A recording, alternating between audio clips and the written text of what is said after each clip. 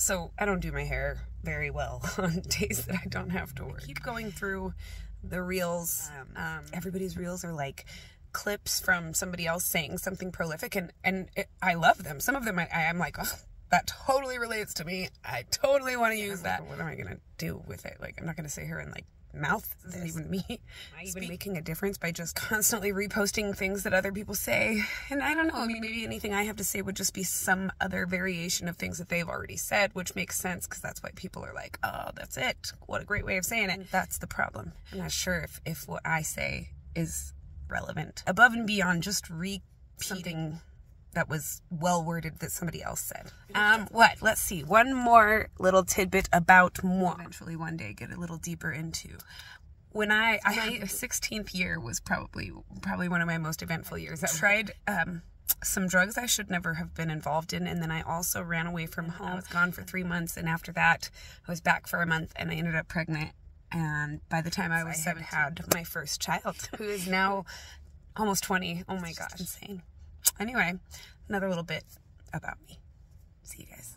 Morning, afternoon. I was probably going to try not to post anything today, but I'm going to do it anyway. I'm going to get to it. I figured since the last thing I told you about 16 years old and running away from home, I thought I would maybe elaborate just a tiny bit on one of the days caused us at 16 years old to feel the weight of the decision that we had made by running away. So we had been gone for a while, and we were not in a place where we should have been or really wanted to be, and we didn't have money, and we were hungry, and kind of like, man, I really want to go home. But the people that we were with had sat us down and told us that they had been in contact with our parents, and that our parents, because of all of the trouble that we had put them through by running away from home, that they didn't want us to come back. My brain now, my 37-year-old brain, I'm like, that's ridiculous. That would have never been true. But at 16, suddenly we just want to go home, and then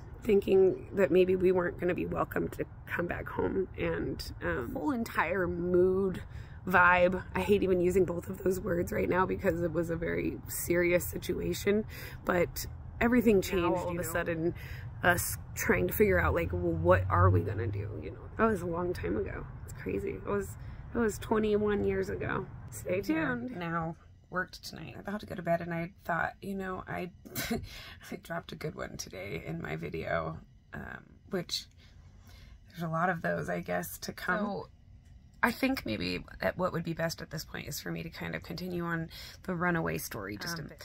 Today was tough to talk about because one of the things that I regret the most in my entire life, and I don't have a lot of those, I try not to regret things, is what my parents had to go through. Like, when I say we ran away from home, we were gone for 3 months. My friend was 15 years old, I was 16. And we had no contact, zero contact, our parents at all. So, if you're a parent, or maybe even if you're not, you can imagine like how hard that would be to get through. You know, I had this fear my daughter's entire life that she would do it too for some reason. And did I have a great reason? No, no. From this perspective, no. I'm very independent, outgoing, but also lonerish kind of person. That doesn't make sense. I mean, I put my mind to something and I guess I make it happen. I was the mastermind behind the running away, that's for sure. There's this forever feeling of like, I wish I had not put them through that, you know? I can't take that back. Tidbit of this runaway story. It was the day that we actually got found, and it was a strange day because I've been doing drugs. We had thought that my friend was pregnant. We weren't really like allowing her to do anything, but at the same time, I think maybe I was sneaking her stuff. Doing drugs was the only way to get through each day. So. That's so crazy. It's weird to go back to this place. My boyfriend at the time, the one who took us, he was 18 years old, and he had just come from picking up drugs. And there was this attic to the house. We were like weighing things out there, and we had all the stuff out. But this day specifically, it was strange because my boyfriend like picked a fight with me, like, and he left, and he was gone for a while, and he never did that. While he was gone, there were other people in the house as well, but they were sleeping. I was coming down, a few days since we'd slept. It had been a few days since we'd eaten anything. I was sitting there trying to roll a joint, or I'm not sure exactly what I was doing, but I know I was trying to smoke weed because I just wanted to calm down and relax. My friend, she said she'd heard somebody knock on the door. We were not allowed to answer the door or to go near the window. She decided to go over and look out the window of the door. The window, and there was a cop standing out. Slowly, she was really tired too. We weren't in good shape, but she slowly closed the window and like walks back over to me in the other room and was like, there's cops here. And I was like, what? Here? You know, I kind of freak out a little bit more. And she was like, oh yeah, you know. So anyway, we like run up the attic stairs. Classic mistake. It's not really a funny story. I shouldn't make funny jokes like that. But anyway, we run up the stairs into the attic where there is nowhere for us to hide. It's just an open attic. You get up there and we're trying to figure out what to do. So we go to just one far side. Anyhow, so we could hear them downstairs trying to get in the house. Hear them like trying to wake up the girl who was on the floor asleep, but she was pretty out of it. It's like, wow, weird. Free reign to just walk through this house, try to find the girls, and eventually coming into the room where the stairs to the attic that we were in, we could hear them open the door. They talk about all of the drugs and paraphernalia and everything that were on the stairs. We like see like, you know, a flashlight and a head pop up, and he has a gun and started from the other side, not the side that we were on, and he just kind of scans across the room and stops. And I was in front, and my friend was behind me, and we were both just sitting there like, oh my gosh, terrified, you know. The bounty hunters, not cops at this point, on my face with the flashlight, and they've described this as like I had the deer in the headlights look, and they just said, hi, and like our hearts just sank. Like, how do they know our names? You know, anyway, that's a lot. I literally talked for 10 minutes. More to come. See, here we are up in the attic. Bounty hunters, boom, flashlight, gun pointed at my face. They say our names, and they tell me to come here. And at first, I'm just thinking, why on earth would they have a gun pointed at me? I'm not a threat.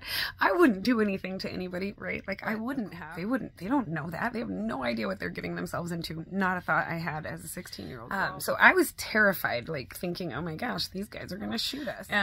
And they wanted me to come to them, and I didn't want to come over there. I'm not coming over there unless you put your guns down. I think eventually they kind of knew. They're like, oh, this poor little girl's just scared. Agreed, you know, and so her and I come over. They see her because she was kind of hiding behind me. And we walk their direction. They once again point out all the things on the stairs that are there. I'm not sure what we said, honestly, about that one. That I probably just like, because I was paralyzed, I had no idea what to say. The stairs were in what was a closet, basically. So it was kind of like a hidden stairway to an attic. That closet came out into one of the bedrooms, where once we got down there, they told us to turn around and spread, you know, our arms and our legs and put them up against the wall. Really spread them, you know, because I guess there wasn't any room on the wall next to me for my friend to do the same. I was just trying to make sure I followed all their instructions. They were holding the gun on. Just didn't want to see what might possibly happen there. Trust that I should behave and spread them. Yeah, they pat us down. This is still before we had seen our parents. They handcuffed us, and they were going to walk us out of the house. And I remember looking out the door at this point. I saw my parents' van out there. I don't know, it was the strangest feeling of like just fear, shame, and like I wanted to go home, but I couldn't. I didn't know how. Some things at that point that I was so invested in, not even the drugs, that wasn't it. It was the kids.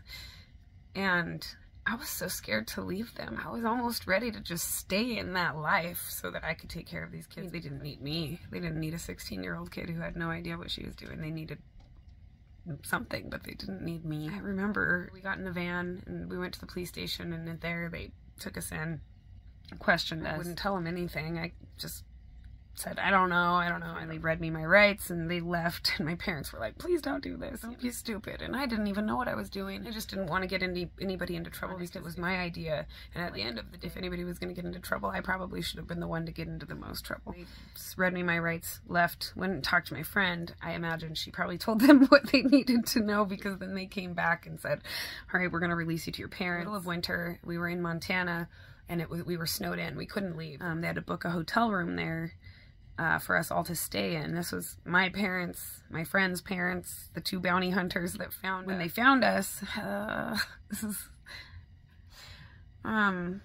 we had been battling head lice in the house with the kids. I think we must have told them that because they really didn't want our clothes or anything that we had been in at the house. I do think we checked our hair, and luckily we didn't actually have lice. But then at this point, we didn't have any clothes, so we had to go shopping. Like, oh my gosh, we used to steal a ton of stuff from the store. That's how we got by. That's how we had what we needed. Strange being in there, and they were like buying us clothes. The amount of love that was pouring out of my parents at this point was intense. And again, something that was hard to understand at such a young age. But I think that, you know, what it really was them finally coming to terms with the fact that, like, I wasn't dead after 3 months of hearing nothing. No, man, I don't know how long you hold on for before you start to lose hope, but yeah, that intense energy that I was feeling was really them going through all like the anger, the happiness, the everything. I can't imagine, you know. We went back to the hotel room. There was a pool at this hotel, so we all went swimming. We kind of made friends with the bounty hunters, which was a bit strange, but at the same time, it was like something inside was changing. It was not a 16-year-old little girl anymore, and I was seeing like these grown people, very vulnerable moments that I don't know, I'd never really probably seen before. Like, everything inside of me was changing. How I saw the world was changing. We had to stay there, I think, maybe just one night. We were able to finally get back on the road, and all drove home. We're gonna be done now.